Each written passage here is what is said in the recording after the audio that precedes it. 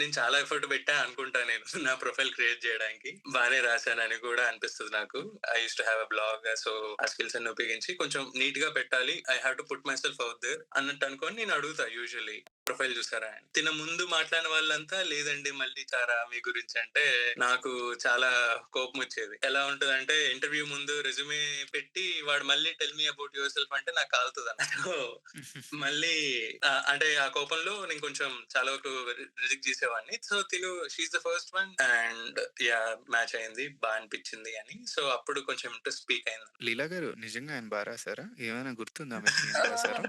చాలా రాసారు. అంటే ఫ్యూచర్ నెక్స్ట్ ఫ్యూ ఇయర్స్‌లో ఏం చేద్దాం అనుకున్నారు? తన ఇంట్రెస్ట్‌లు ఆహ్, నేను ఫ్రాంక్‌గా చెప్పాలంటే నేనంత ఇన్ఫర్మేషన్ పెట్టలేదు. అంటే వన్స్ పర్సన్‌తో మాట్లాడాక నాకు కొంచెం కనెక్ట్ అవుతున్నట్టు అనిపిస్తే నా గురించి ఎక్కువ షేర్ చేద్దాం అన్నట్టు నేను ప్రొఫైల్‌లో ఎక్కువ అప్డేట్ చేయలే. తను చాలా రాసారనమాట. That's nice. ఇప్పుడు ఇద్దరు you both cross that bridge. ఇప్పుడు మీరు బ్యాక్ చూస్తే మాలాంటి వాళ్ళకి ఎక్కువ రాయమని రికమెండ్ చేస్తారా? లేకపోతే హై లెవెల్‌లో ఉంచమంటారా? నేనైతే ఇప్పుడు ఎన్ఆర్ఐ పెళ్లిగోళ్ళలో వచ్చిన వాళ్ళకైతే వాళ్ళ గురించి ఏదైతే రాద్దాం అనుకున్నారో అంటే ఒక ఐడియా ఇవ్వడానికి కొంచెం ఎక్కువే రాయమంటాను. మరీ ఎక్కువ కాదు. ఇట్స్ నాట్ లైక్ అంటే ఒక ఇన్ఫర్మేషన్ ఒక ఐడియా ఏదైతే ఇస్తే మిమ్మల్ని కరెక్ట్ గా రిప్రజెంట్ చేస్తుందో అది రాయమంట.